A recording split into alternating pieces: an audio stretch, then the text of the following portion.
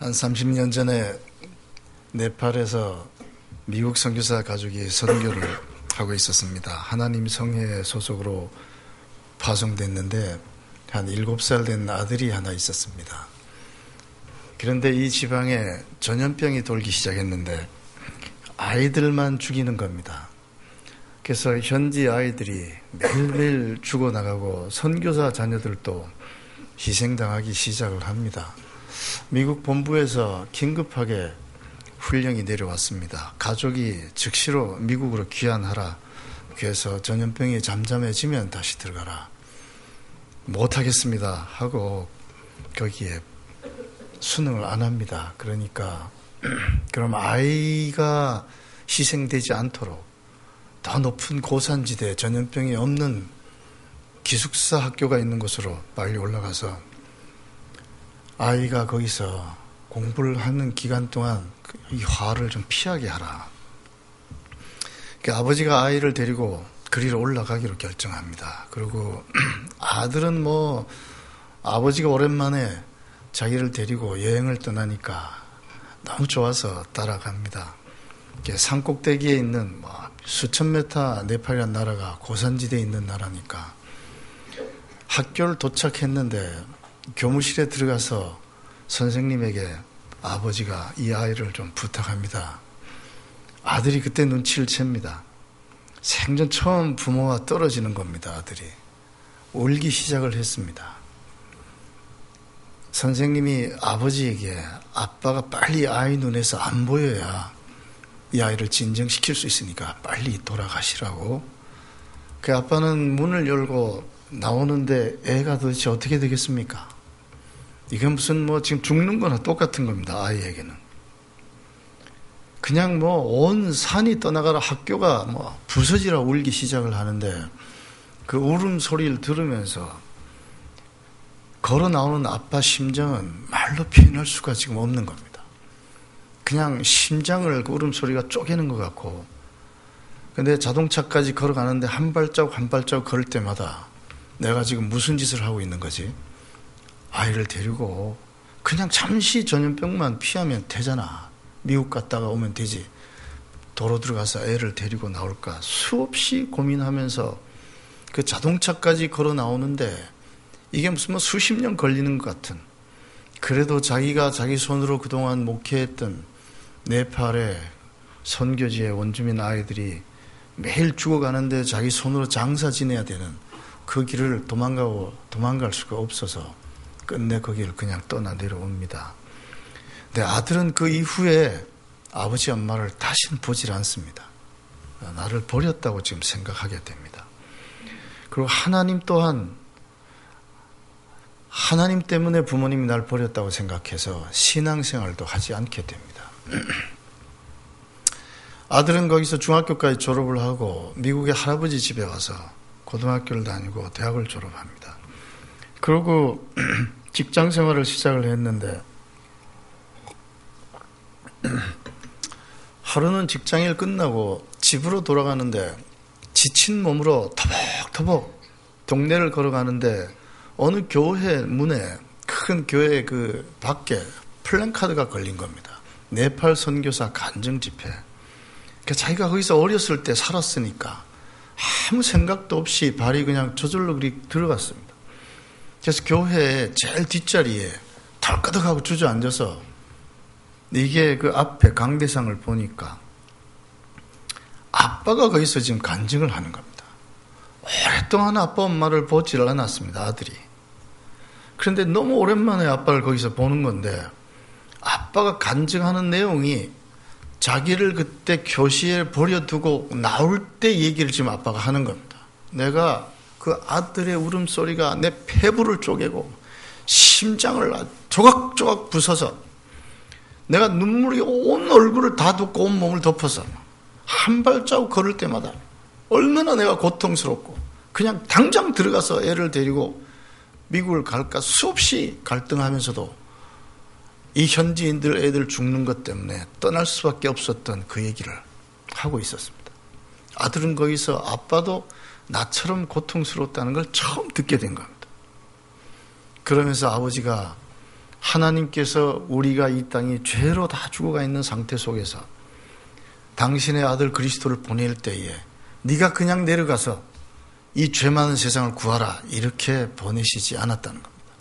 나 같은 부족한 인간의 아버지도 이럴진데 언제나 사랑을 갖고 계신 하나님이 당신의 아들을 보낼 때 얼마나 고통스럽게 보내냐는 거예요.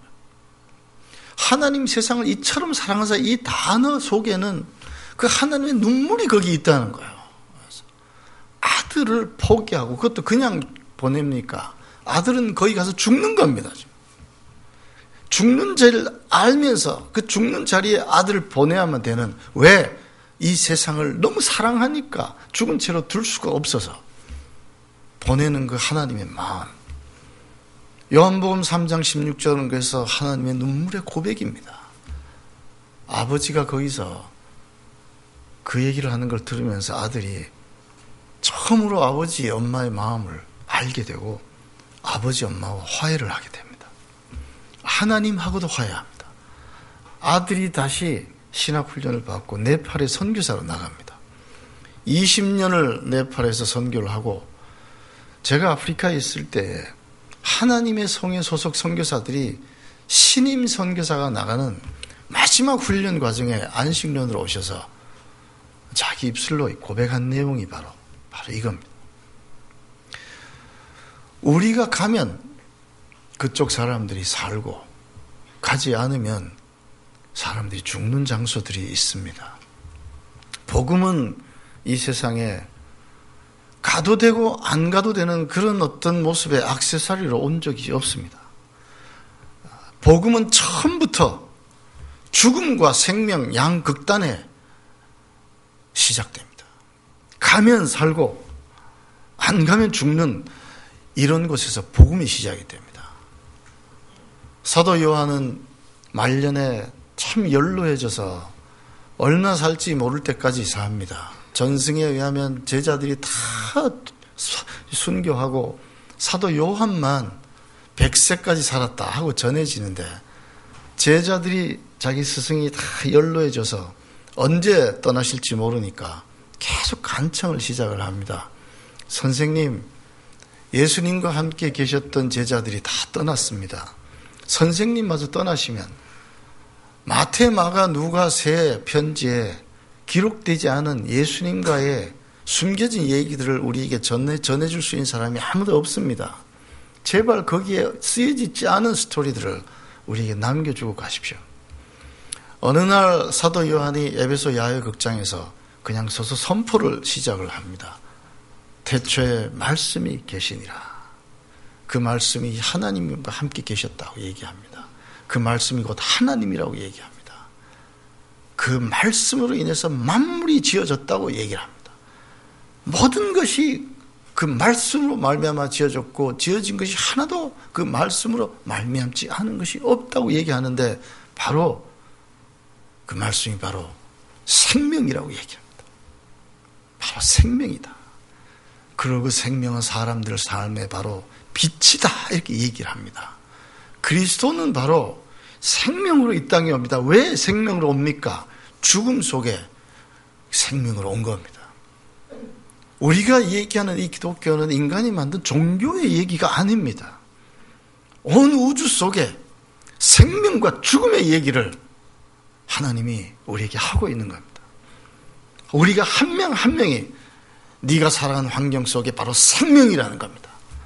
그래서 아브라함을 부를 때 창세기 12장에서 너는 바로 복의 근원이라고 얘기하는 겁니다. 그게 바로 죽음 속에 생명이 들어가는 통로가 되니까 네가 있으면 그것이 복을 받고, 무슨 복입니까? 무슨 재산의 복입니까? 그건 생명의 복을 얘기합니다. 그런 곳에 하나님이 우리를 부르신 겁니다. 기독교인이라는 얘기는 바로 이런 겁니다. 죽음 속에 그 생명을 얘기합니다. 우리가 가면 사는 겁니다. 우리가 안 가면 그것이 그냥 죽는 그런 땅들이 우리를 기다립니다. 사도시대에 그때는 노예제도가 있을 때입니다. 노예들은 도망가면 죽습니다. 사회 전체가 그걸로 인해서 유지되고 있었기 때문에 그것 또한 그 당시의 시스템이라고, 그것도 예수님도 인정했던 조직입니다. 어느 날 아주 부유한 집에 노예가 한 사람이 도망을 갔습니다. 초대교회에는 사람들이 교회란 데가 아주 그 동네에 유력한 크리스찬, 부유한 크리스찬의 집에 교회가 만들어졌었습니다.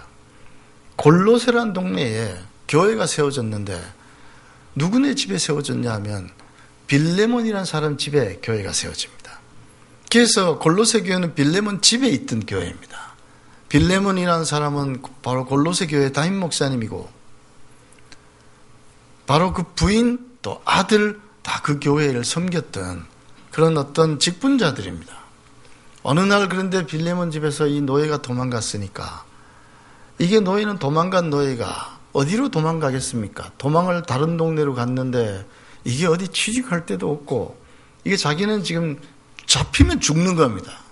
내면도 늘 불안하고 안정감이 전혀 없고 먹고 잘 때도 마땅치 않은 그런 불안한 삶을 살기 시작하는데 정말 초췌하고 다 죽어가는 모습으로 어느 날 길에서 자기가 예전에 살았던 빌레몬 같은 집에 동료를 만납니다. 어떻게 이렇게 됐냐 너는? 내가 지금 어떻게 돼야 될지 모르겠다. 어떻게 살아야 될지 모르겠다. 야야, 이 동네에 바로 우리 옛날 주인집에게 가끔 찾아오시던 바울 선생님 계시잖아. 그분이 지금 감옥에 갇혀 계셔. 그분에게 좀 찾아가봐. 그러면 너에게 살 길이 생길지도 몰라. 이 도망간 노예 이름이 오네시모입니다. 이 오네시모가 감옥에 바울 사도를 찾아갑니다. 바울 사도는 예전에 그 집에 갔을 때 자기를 따뜻하게 맞아주던 노예를 기억합니다. 선생님, 제가 실은 도망 나왔습니다. 잡히면 죽는데 어떻게 살아야 될지 모르겠습니다. 사도가 그를 거기서 전도를 하고 예수 그리스도를 구주로 영접시키고 거기서 자기가 돌봐주기 시작합니다.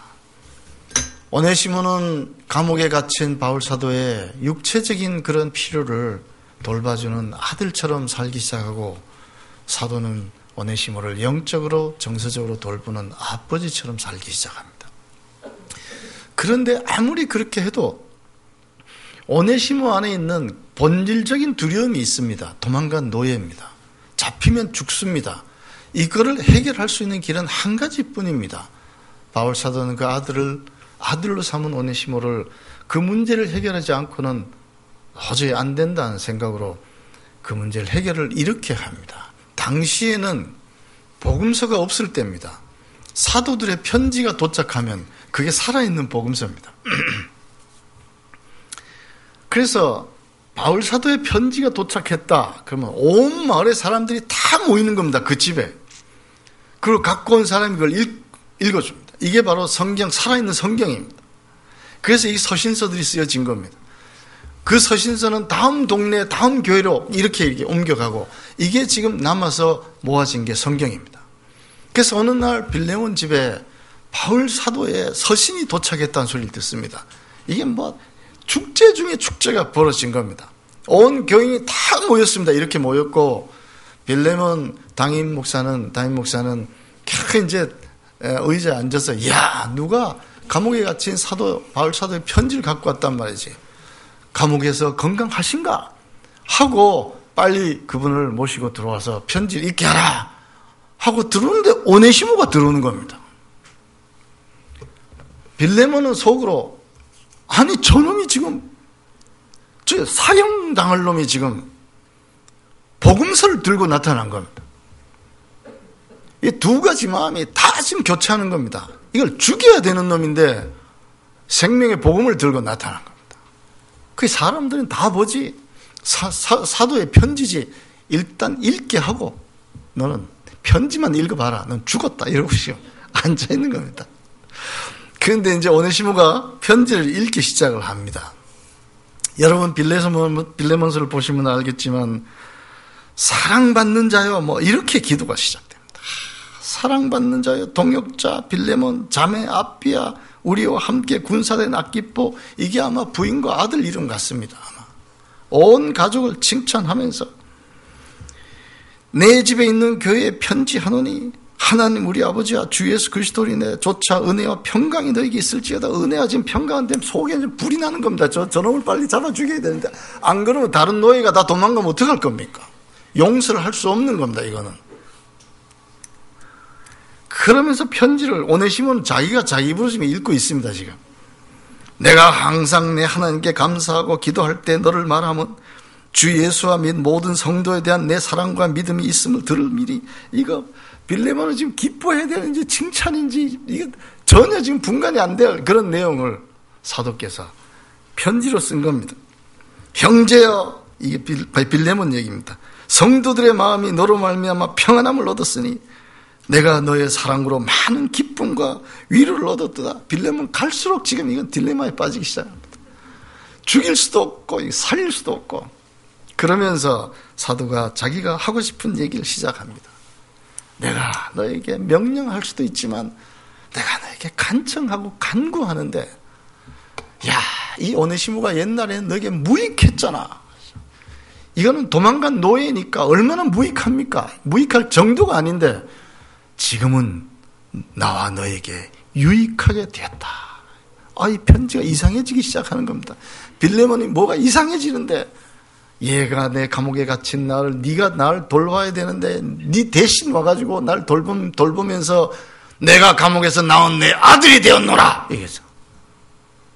이거는 폭탄 같은 겁니다. 이제 쟤를 죽이면 바울 사도의 아들을 죽이는 게 되는 겁니다.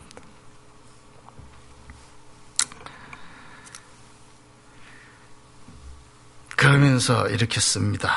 이제 너에게 오네시모를 돌려보내는데 얘는 옛날에 무익했던 오네시모가 아니고 내 심복이다. 내 심장과 같아요. 얘가 지금은. 내 대신 나를 섬기게 하고 싶지만 내 허락 없이 아무것도 하고 싶지 않다. 옛날에는 종이었지만 지금은 너희와 나와 나의 그리스도 안에 형제가 되었고 얘를 영접하기를 나를 본 듯하다 하라. 이렇게 얘기합니다. 이게는 완전히 여기는 더 이상 빌레몬이 일어날 수 없게 완전히 아주 케어패를 당하는 이런 내용까지 가는데 마지막이 나옵니다. 그래도 얘가 너한테 빚이 있지. 죽음의 빚입니다. 얘는 죽어야 되는 빚입니다. 갚아라.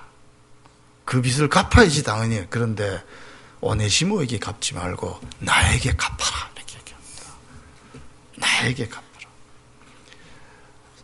바울 사도는 나중에 연로해졌을 때에 자기 손으로 편지를 잘 못 씁니다. 그걸 캄캄하고 반드시 받아 쓰는 사람이 있습니다. 자기가 읽고. 근데 마지막 사인은 반드시 본인이 합니다. 이 편지가 가짜가 될 수 있으니까. 내가 친필로 너에게 쓰노니 그 빚을 나에게 갚아라. 무슨 말입니까? 내가 오네시모 대신 죽겠노라. 이겁니다. 여러분, 이게 복음의 핵심입니다.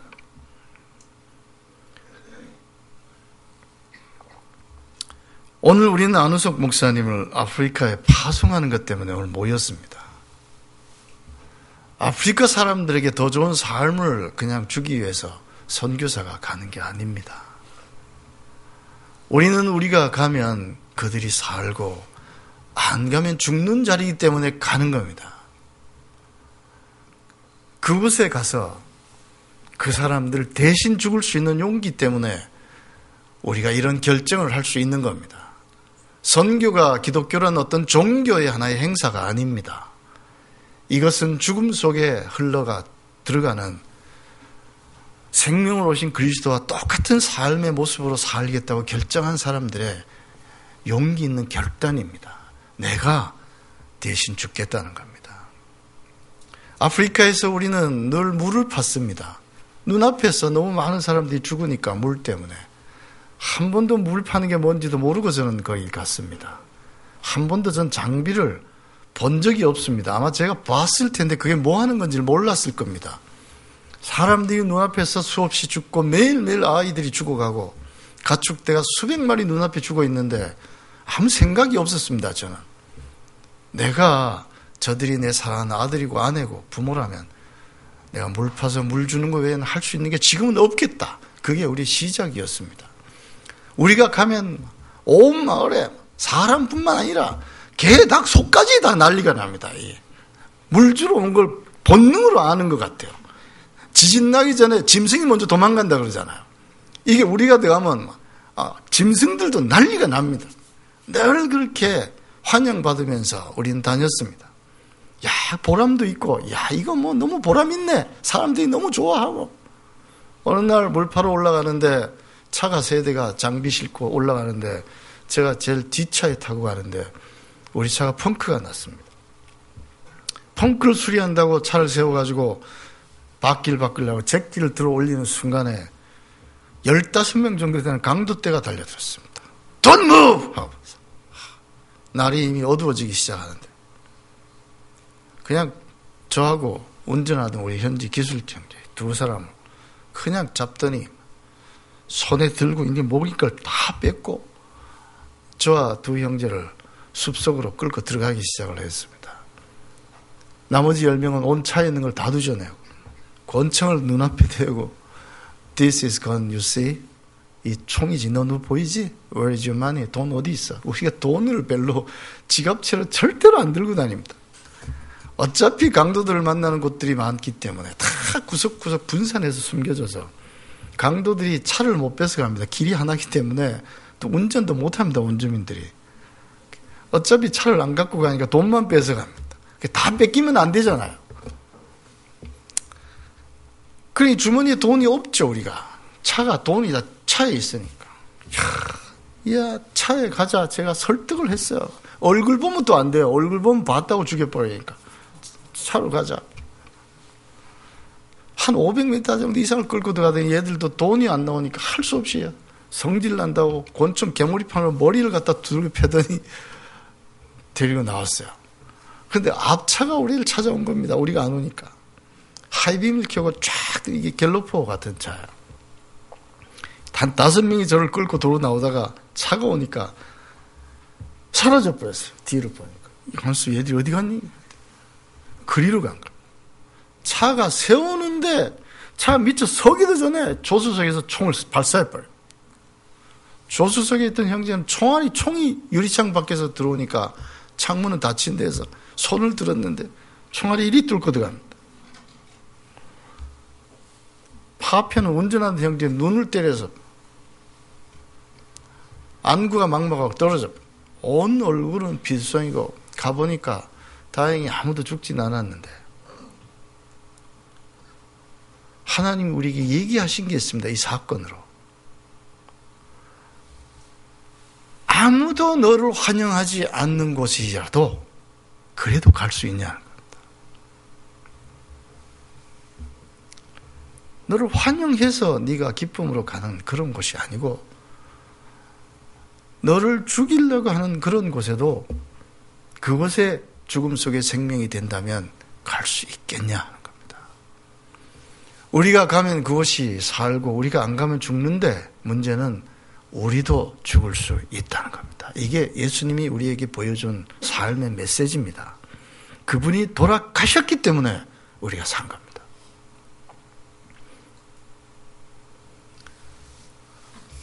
하나님 우리에게 질문하고 싶어 합니다. 팀앤팀의 단기로 오는 모든 팀에게 우리가 늘 질문을 합니다. 2가지 사인을 해야 우리가 받습니다. 첫째, 죽어도 좋다. 둘째, 동물 구경할 사파리 꿈도 꾸지 마라. 우리가 아직도 사파리를 못 보고 살았으니까 선교사들도. 우리가 일해야 되는 대상들이 죽어가는데 우리가 거기서 수고하고 집에 왔다고 사파리를 갈 수는 없기 때문에요. 2가지 사인해야 우리에게 받습니다. 지난번 안우석 목사님과 예일교회 청년들이 왔습니다.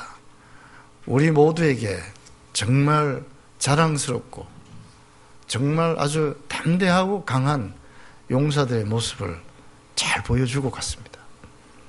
홍준기 형제님, 아주 나이로비 팀앤팀에 우리 현지인들도 10명이 되는데 모든 식구들에게 가장 많은 사랑과 존경을 받고 있습니다. 지금은 학교로 갔는데 공부도 너무 잘하고 그 성품이나 그들의 용기, 기백, 믿음, 나무랄 데가 없는 용사들이 바로 예일교회 용사들 같습니다. 안 목사님과 그 지난번 온 팀들 정말 우리가 지금도 너무 좋아합니다. 아무나 우리도 잘 안 받는데 안 목사님 우리가 기쁨으로 받을 수 있습니다. 오시면 죄송합니다. 우리에게 큰 위로가 되리라 믿습니다. 오늘 본문 말씀이 어떤 거냐 하면 지난번 우리 중기 형제 때도 제가 와서 그 성경 구절을 잠깐 읽긴 했는데요. 이스라엘 시대에 가나안 왕 야빈에게 이스라엘 백성들이 20년간 포로로 잡혀서 죽을 고생을 합니다. 이때 하나님이 이스라엘 백성들을 해방시키겠다는 약속을 하면서 드보라를 일으킵니다. 근데 이 드보라가 일어나서 이 전쟁을 승리합니다. 승리하면서 우리가 어떻게 승리하게 됐는지를 노래를 하는 내용이 바로 우리 사사기에 나오는 내용들입니다.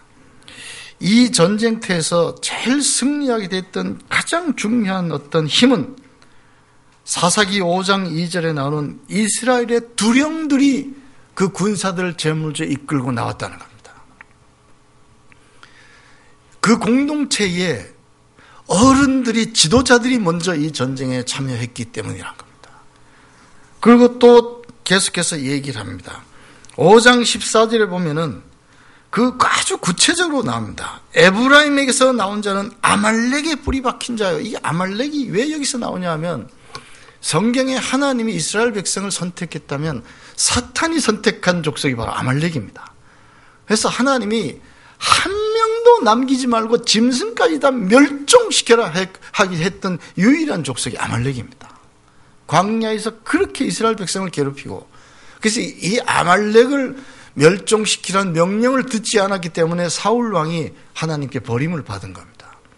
바로 그런데 이스라엘 백성들이 가나안으로 들어갔을 때에 아말렉의 본거지에 자리 잡은 그 부족이 바로 이스라엘 중에서 에브라임입니다.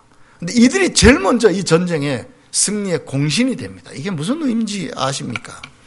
우리 인생 속에서 끝없는 어려움, 난관, 고통, 고생을 겪은 사람들이, 연단을 겪은 사람들이 하나님께서 또 가장 강력하게 군사로 쓸 수 있는 하나님의 용사라고 지금 여기서 우리 얘기하는 겁니다. 전번에 제가 말씀드렸는지 모르지만 저는 아프리카에 있어야 될 사람이 여기 있는 이유가 저도 어느 날부터 허리 아래로 감각이 다 사라지기 시작해서 수술 때문에 나왔고 저는 척추를 5번을 수술합니다. 이 척추 4개가 지금도 쇠로 이렇게 고정되어 있어서 제가 이렇게 이젠 걸어 다니고 그나마 이렇게 일을 합니다. 근데 얼마나 오랫동안 제가 이것 때문에 고통당했겠습니까? 한 20여 년 동안요. 근데 이런 고난의 연단이 사람 속에 두려움을 사라지게 만듭니다. 생명까지도 빨리 사실 하나님께 가는 게 얼마나 복인지 우리는 압니다. 그래서 바울 사도가 그렇게 얘기를 합니다. 빨리 이 육체를 벗어나서 하나님께 가고 싶다. 그런데 사명 때문에 살고 있는 겁니다. 고통을 겪은 사람들, 그 사람들은 세상에 감당할 수 없는 용사로 연단이 됩니다. 두 번째 여기서 또 짚는 영역이 뭐냐면 이 사사기 5장 14절에 보면 마길에게서는 다스리는 자들이 내려왔고 스불론에게서는 대장군의 지팡이를 잡은 자들이 왔다. 바로 이 전쟁에서 강력하게 연단된 군사들과 두령들이 제일 앞장서고 그 다음에 지팡이를 잡은 장수들, 그 다음에 대장군의 지팡이를 잡은 가장 최고 지도자가 전쟁에 제일 앞장섰기 때문에 전쟁이 승리했다는 겁니다. 예일교회에서 정말 신뢰받는 부목사님 우리에게 보내주셔서 정말 고맙습니다. 여러분의 지도자를 파송해 주셔서 우리 팀앤팀과 함께 싸우는 전쟁에 우리에게 큰 힘이 됩니다. 자, 대장군의 지팡이를 잡으신 담임 목사님이 지난번에 다녀가셨습니다. 우리 사역지를 다 돌아보시고 아마 왔다 가셨기 때문에 또 부목사님이나 또 우리 중기 형제를 보내주셨으리라 믿습니다. 여러분 공동체가 전부가 같이 오는 겁니다. 여러분의 목자를 보내는 겁니다. 담임 목사님은 다녀가셨고 부목사님은 아예 살러 가시고 가정이 통째로 들어옵니다. 여러분들은 얼마나 많이 기도를 해야 될지 걱정스럽습니다. 제가 24시간 철야 기도까지는 제가 부탁 안 해도 아마 수시로 많은 기도가 여러분께 우리 목사님과 함께 있을 것이라 제가 기대를 해봅니다. 이게 바로 또한 우리 팀앤팀을 향한 여러분들의 공동체에 저는 힘이 될 거라고 믿습니다.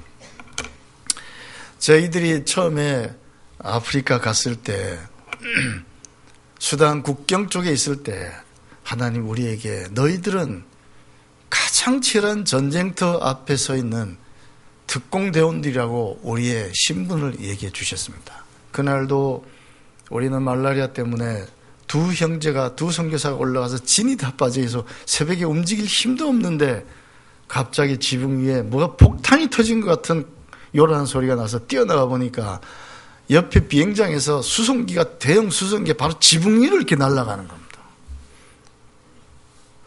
얼마나 큰 소리로 날아가는지 보니까 비행기 옆에 UN 영어로 써놓고 가로 열고 WFP 이게 세계 식량기구 약자입니다.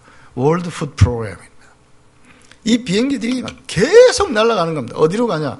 남부 수단입니다. 이게 37년간 내전 중에 300만 명이 죽은 땅입니다. 그때 하나님이 우리에게 몇 백만 명이 죽는 이 전쟁터 앞에 너희들이 특공대원으로 와 있다. 영적으로 어둠의 세력을 이리 파하면서 또한 실질적으로 사람들의 생명이 죽어가는 곳에 그들의 아버지요 엄마로 들어가 있는 겁니다. 그게 하나님 우리에게 주신 사명이었고 팀앤팀 모토가 사역은 군인같이 관계는 가족같이 이게 우리 팀앤팀 사역이고 0.1%의 가능성만 있어도 우리는 목숨을 건다. 사역 철학들입니다. 우리는 절대로 멈추지 않고 우리의 생명을 드린다. 우리 사역에 대한 우리의 부르심들입니다. 자, 이제 안 목사님을 이런 무식한 단체에 보냈으니까 여러분 얼마나 많이 기도를 해야 될 것 같습니까? 우리 되게 무식한 사람들입니다. 팀앤팀은. 그냥 광야에서 물 파기 시작하면 끝날 때까지 파야 되니까 그 하나로 3,000명이 먹고 사니까 내 아들이 거기 있으면 내가 끝내겠습니까? 물이 나와야 끝나는 겁니다. 자, 이제 생명수를 공급하러 가는 겁니다. 영혼의 생명수, 육체의 생명수 이제 안 목사님을 통해서 그 땅에 전달해 갑니다. 한 가지 얘기만 하고 마무리하겠습니다. 1941년에 히틀러가 온 유대인들을 그렇게 강제 수용소에서 학살할 때 600만 명이 죽었다 그러지 않습니까? 통계고 그게 정확한지 아무도 잘 모르지만 아우슈비츠 이 수용소에서 그들에게 규칙이 있었다 그럽니다. 한 사람이 탈옥해서 24시간 이내에 잡히지 않으면 같은 동에 있는 사람들에게 무작위로 10명을 잡아서 죽이는 겁니다. 14동에 한 명이 탈출했는데 이 사람이 잡히질 않습니다. 수용소장이 14동 전체 죄수들을 다 모아놓고 10명을 뽑습니다. 그냥 번호 부르면 뽑혀 나오는 겁니다. 9명은 체념하고 나왔는데 마지막 10명째 한 명이 이 폴란드 군의 부사관이 있었던 죄수입니다. 포로입니다. 울부짖기 시작합니다. 나는 아내가 있고 자식이 있기 때문에 죽을 수 없습니다. 그냥 난리가 났어요. 근데 한 사람이 걸어 나옵니다. 저 사람 대신 내가 죽게 해주십시오. 수용소장이 너무 기가 막혀서 너는 누구냐? 저는 죄수 번호 16670 막스밀리안 콜베라는 사람입니다. 이분은 신부님입니다. 나는 부인도 없고 자녀가 없습니다. 저는 죽어도 아무도 나를 슬퍼하지 않습니다. 저를 대신 죽게 해주십시오. 그래서 수용소장이 그걸 받아들입니다. 그래서 10명을 지하 감방에 가두고 물도 안 주고 음식도 안 주고 죽을 때까지 그냥 두는 겁니다. 그리고 3일 지나도 죽지 않으면 내려가서 독주사로 혈관 주사를 넣어서 죽는 게 바로 형벌이 끝입니다. 나중에 내려가 보니까 9명은 다 죽었고 이 골베 신부님 혼자 살아 있습니다. 이 신부님은 주사로 죽습니다. 이분이 왜 그 길을 선택합니까? 이미 죽음의 선고를 받고 내려간 사람들이 죽는 순간까지 겪어야 되는 두려움, 그런 어떤 어두움, 이것을 죽는 순간까지 옆에 위로하고 격려하고, 이 세상 속의 생명이 이게 끝이 아닙니다. 우리에게 영원한 생명이 있습니다. 평안하게 떠나게 해주려고 따라간 겁니다. 그래서 마지막까지 있다 떠납니다. 수용소에는 밥 먹을 때 되면 힘센 사람들이 힘 약한 사람 밥을 뺏어 먹느라고 아수라장이 된대요.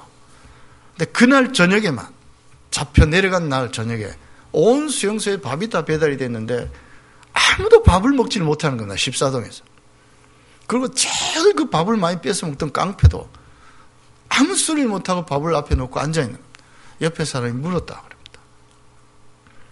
이 골베 신부가 잡혀 내려가면서 손가락으로 하늘을 가르치고 내려갑니다. 하늘나라에서 여러분 다시 만납시다. 그 한마디 하고 갑니다. 당신 그 골베 신부가 얘기한 그거 하늘나라에 있다고 믿어? 이 깡패 대장이, 그 사람이 목숨을 걸고 얘기한 건데 어떻게 내가 안 믿냐? 예수님이 당신의 목숨을 걸고 오셔서 증거한 게 복음입니다. 우리에게도 부탁하는 겁니다. 너희 목숨을 걸고 진리의 복음을 세상에 전하라 합니다. 그게 종교적인 복음을 얘기하는 게 아닙니다. 참 종교, 참 기독교 복음은 실제로 복음이 전달되는 곳에 어두움이 속에 빛이 되고 그 영혼의 죽음 속에 생명이 돼야지 진짜 복음이 전달된 겁니다. 좌절 속에 소망이 되고, 아프리카의 오랜 세월 속에 300년의 노예무역, 100년의 식민지로 그들의 좌절과 소망 없는 삶 속에 하나님이 여러분들의 목자를 보냅니다. 안 목사님과 가족이 오셔서 또 앞으로도 오실 선교사들이 그 어둠 땅에 빛이 될 수 있으리라 저희들이 믿습니다. 죽음 속에 생명이 되리라 믿습니다. 우리가 가능한 한 안전하게 모시겠습니다. 오래 사시면서 일을 많이 해야 되니까 절대로 염려하지 마십시오. 아주 안전하게.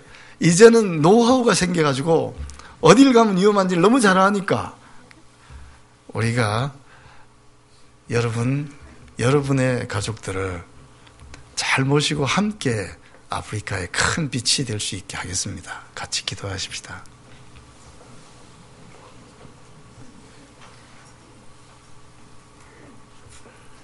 주님 참 감사합니다. 우리가 누군가를 위해서 내 생명을 드릴 수 있다. 그거는 우리의 의지적인 결정이 아닙니다. 그것은 하나님이 우리 속에서 우리로 하여금 감히 그런 결정을 할 수 있게 우리에게 도움이 되셨기 때문에 우리가 가능한 일입니다.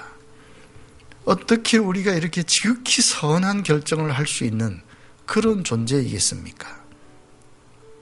이제는 내가 산 것이 아니고 내 속에 예수 그리스도가 사시는 그런 삶, 바로 주님의 죽음 때문에 우리가 이렇게 살게 된 것, 또한 그 생명의 빛을 우리 남은 인생으로 살면서 내 삶을 마감할 수 있게 해주십시오. 사랑하는 우리 안우석 목사님 그 가족을 또 먼 아프리카 어두운 땅에 보냅니다. 좌절 속에 소망의 빛이, 또한 죽음 속에 생명의 모습으로 그리스도가 이 땅에 오신 것처럼 그렇게 주께서 동행해 주십시오. 예일교회 모든 교인들이 각자의 삶 속에서, 삶의 현장 속에서, 가정에서, 직장에서, 교회 안에서 내가 있는 그곳이 바로 생명의 복이 흘러들어가는 그 축복의 통로가 되는 삶을 살 수 있도록 그렇게 이 공동체와 주께서 동행해 주십시오. 주님께 감사하고 예수 그리스도 이름으로 기도합니다.